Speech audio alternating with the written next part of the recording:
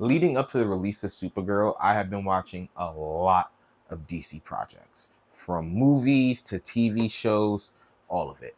And I gotta tell you guys something. The people online who are bad mouthing Supergirl are tripping. Welcome back, everybody, to my last brain cell. Yo, happy Tuesday. I don't know about y'all, but isn't it crazy that June is basically over? Like, it's done. July right there. Summer's here though, so I hope that you are enjoying your summer sun. It definitely feels like it's been a long time since we chatted. So yeah, how y'all doing? I hope everything's been good. Next time we meet, I will be post DreamCon. Well, that's not true because we have all this week, but after this week, we'll be post DreamCon. And as you can tell, I'm super excited. I got some cool stuff up right now. Hope you guys enjoyed my silly little RDC tribute-esque picture with my DreamCon badge. Yeah, y'all, it's been good. I also hope that you guys have enjoyed the food videos, the clips and stuff. It seems like TikTok. I'm trying to figure out, like I said before in a previous video, y'all. I'm really trying to figure out the formula. It seems like TikTok, at the very least, really enjoys a very concise, story-driven food video. If you can paint a complete picture in a minute and showcase the food and all the things you're supposed to showcase, they'll eat it up. And I really appreciate all of you. I'm closing in on 500 followers on TikTok, which for me is amazing because I'm pretty sure that means I get to verify my profile. And on top of that, I'll be able to put links now. So I'll be able to put like my website so people can go to the YouTube, the Instagram, and all those things. So everything's coming together. But with that said, I do have a question of the day, and it's inspired by the wings. Now, growing up in New York City, in Brooklyn, I didn't really have a lot of sauced wings. Like, I feel like sauced wings or flavored wings weren't really a thing for me until I came to college, until I came to the Western New York, upstate New York area. So I was accustomed to, like, all the wings I got for the most part, if they weren't fried by family, they were fried at the Chinese spot. Those are typically the only wings I ever got. And all you would get for the most part is just some ketchup. With the fam, you don't get nothing. But from the Chinese spot, because you're usually getting your fries too, a little ketchup, a little hot sauce, boom, you're out the door, you're on your way. But in this side of New York, things are different. So question of the day: blue cheese or ranch? And I'll be honest with you. I will be honest with you. There is only one right answer. One. Like, there's an A and B, but there is a very clear winner. And the answer is blue cheese, by the way. It doesn't matter how you take it, whether you want it a little chunkier, whether you want it smoother, it doesn't matter. Blue cheese is the definitive winner when it comes to the condiment or the sauce you should be dipping your wings in. If you got some buffalo barbecue, whatever type of wings, and you want some sauce on the side that's not an additional whatever flavor your wing is, the answer should be blue cheese. If you're getting ranch, buddy, go get a salad. I don't know what else to tell you, but please go ahead and put your answer in the comments and start a war. But anyway, before I get into anything else for the day, we are going to do this wheel. Let's give it a real good spin. Please don't go backwards. I kind of stopped it prematurely, I think, but that's okay. So music, I feel like music's a really weird topic to talk about. I've been having a hard time, I feel like, enjoying music recently.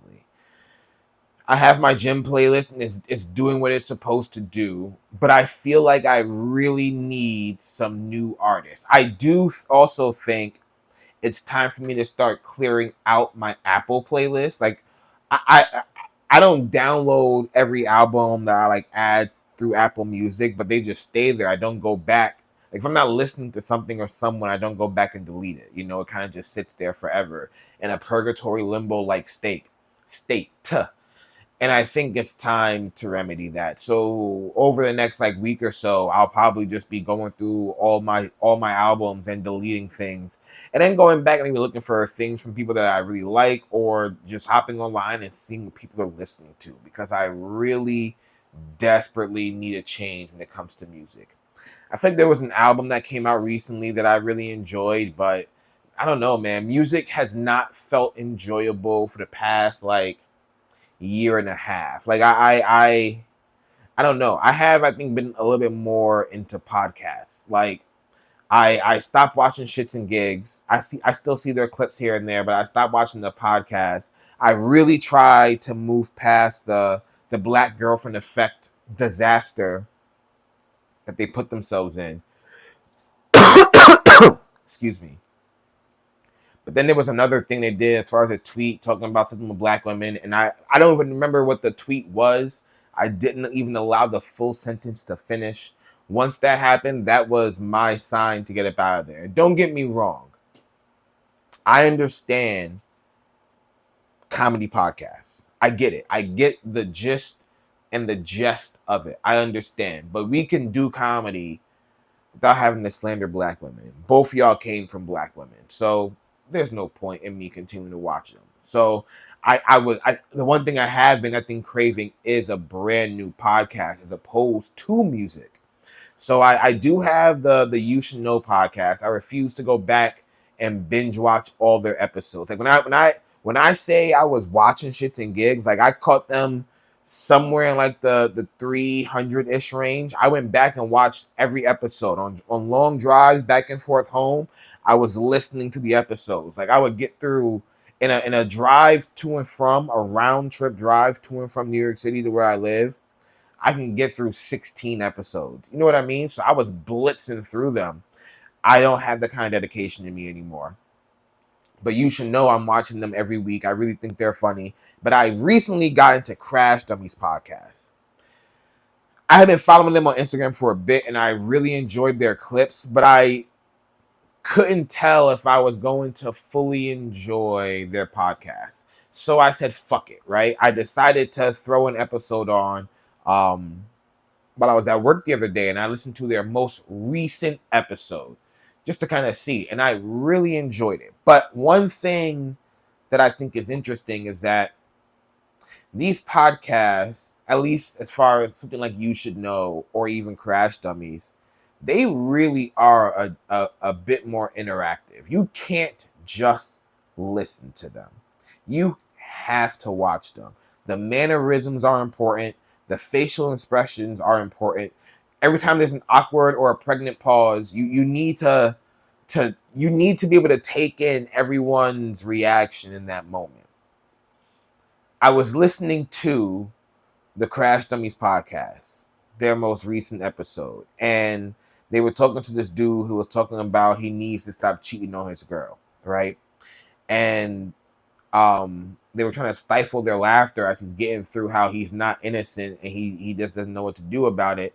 They said, yo, give us a second. And they came back and they were like, yo, we're doing a sponsor segment. I hope you don't mind being on it. And they kept asking him questions, but they were asking him questions in a way that it just made the conversation flow, right? They were like, oh, okay. Like, yo, you can't be that tall, right? Like, nah, I'm 6'1". That's the dude that's like, oh, okay. You 6'1"? Yeah, so I bet you a dreadhead nigga, right? And then the dude was like, nah, I ain't got dread, I got this. Oh, okay. Yo, you played a sport or something? Like, yo, you from here? Like, they were asking him mad clarifying questions.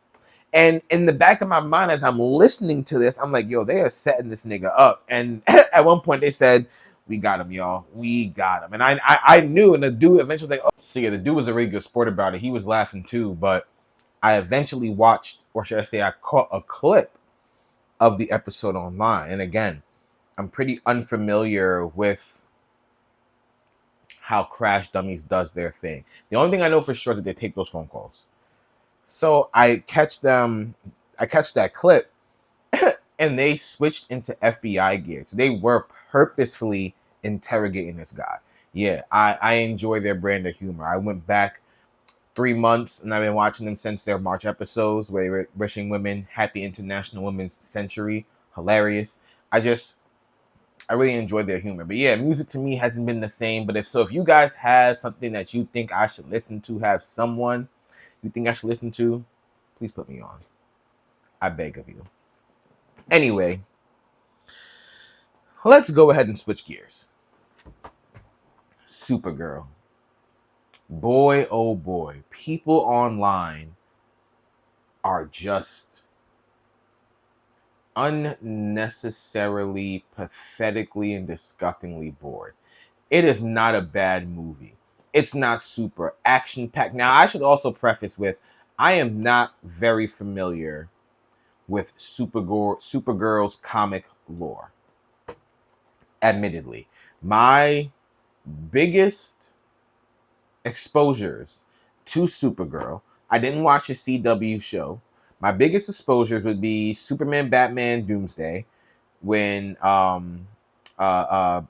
Clark and Kara fought Darkseid, and Kara was putting the beats on Darkseid, and a little bit of what she was like in Justice League in her very limited appearances. We almost got to see her through Young Justice, which I assume would still be on the table if we ever get season 5. But those are the only 2 iterations of her that I'm familiar with. So as someone who is unfamiliar with Supergirl's lore, but knows enough about Supergirl, like I know that she's way more savage than Clark. I always thought that she was older than Clark. I don't know where that idea came from. I always thought that she was older, and there was something like how time works on Earth via Krypton, or because she was sent. I don't fully understand, but I always thought that she was older. Those are really the only things I know about her, and that she might also go by Power Girl sometimes. That's literally the extent of my knowledge when it comes to Supergirl. I enjoyed that movie a lot. Me and 2 of my other friends saw it. One of my friends gave it a 6.5 because he wishes that she had the power. Like he wishes, spoiler full review coming up very soon, by the way. So you are not safe. This is your warning right now. He did not enjoy that she did not have her powers for the majority of the film, and to him the film felt like filler. Like the plot didn't really push any other movies forward. It didn't set up her appearances in any other future films. It didn't push any future films forward. My other friend gave it a 7.8, which to me was like, damn, that's a huge disparity in like in their grade. And he was like, it was fun. It just like it wasn't super action packed, but it was a good story. I enjoyed it. I gave it an 8 out of 10. All 3 of us agree. The villain, Krem, very weak, unnecessary villain, but I was very happy to see him get beat the fuck up. Kara is absolutely savage in the way she fights. She fights like she knows how to fight. Superman fights like he has super strength. Supergirl fights like she has hands. She was putting the beats on niggas. Her combos and shit was crazy. Her and Superman both love that spin in the air, slam you on the ground technique. But man, she was flexing. Her heat vision seems 20 times more powerful. Like she just seems like a powerhouse. She was savagely beating ass. In the beginning of the film, she didn't even have her powers for real. And she was still beating some big monster's ass. I mean, Supergirl couldn't have her powers by her film because her film would have been half the runtime. She didn't have a super big bad because there's no one really threatening her right now. I feel like we're still in the infancy of DC's universe, right? Like Superman isn't getting ready to go fight Darkseid tomorrow. I don't think we're worried about any Kryptonians showing up in a couple of months. Superman's next immediate threat is Lex Luthor. Supergirl has no enemies at this point in time, I would assume, right? She's still pretty new to Earth. She hasn't really spent much time there because she's been planet hopping. So now at the end of the film, now that she's past her redemption arc, which was this entire film, not even her redemption, now she's past her grief, which was the point of this entire film, and just understanding where she wants to be, the life she wants to live, the kind of woman she wants to be, she will now go back and I think be a little bit more of a shadow under Superman. Like, I think to get the people of Earth comfortable with her, she will shadow Superman pretty close. So from what I understand, the next Superman movie is supposed to have Lex Luthor be the villain once again in his super suit.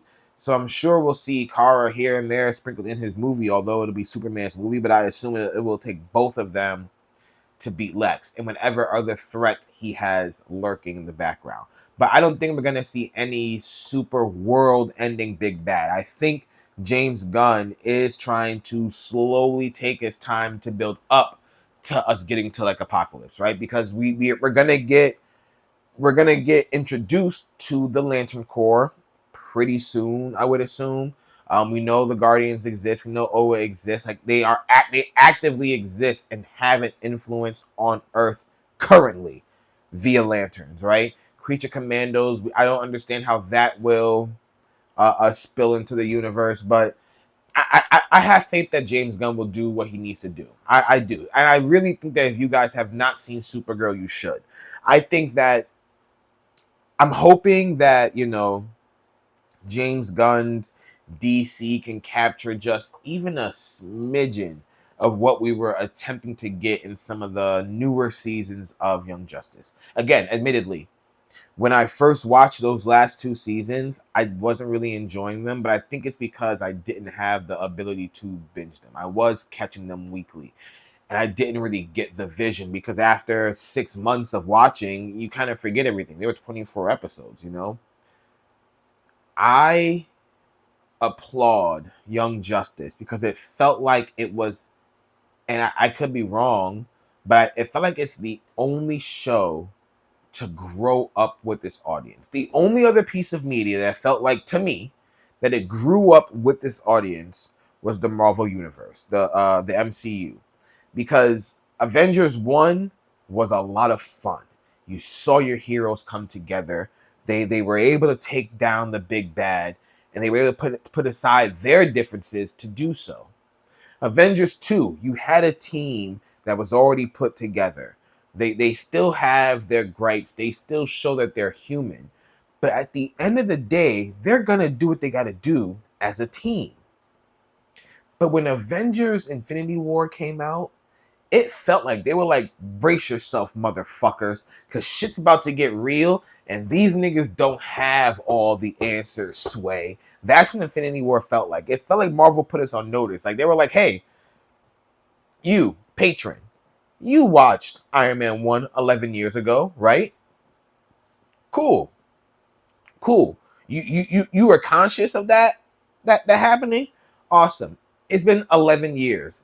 Get ready to get your mind fucked. That's what Infinity War felt like to me when I first watched it. I was like, and I remember it vividly because I was working for the YMCA, so I was doing childcare, and I made a big deal of it because everyone knew I was a huge Iron Man fan. I am still a huge Iron Man fan, but like I was a huge, like very loud Iron Man fan, and I got permission to watch Avengers 1 with the kids. I brought my PlayStation and everything, and the day I brought my PlayStation is the night that I watched it, which was a Friday. So I went home that weekend, right, and then come back on Monday. Parents were like, "How was it?" I was like, "Oh, it was great," but they are not pulling any strings. Parents like, okay. I was like, take your kids. It's not like something crazy happens, but crazy stuff goes down. It was that's how I felt, and that's how I felt about Young Justice. So I do hope that, like, because James Gunn and his folks do seem to be taking from reality. If you have common sense, you know exactly what that means. Superman's movie was about taking a dictator out of power. This movie, Supergirl, was about stopping a sex trafficker. Art imitates life. That's all I'm gonna say. But yeah, go watch Supergirl if you have not already. You need to make sure you go see it. It was phenomenal. I'm also really excited because we got all those announcements from DC. I'm really excited for Absolute Batman. I'm excited for that Joker show too, but I'm really excited for Absolute Batman. Oh man, it's gonna be great.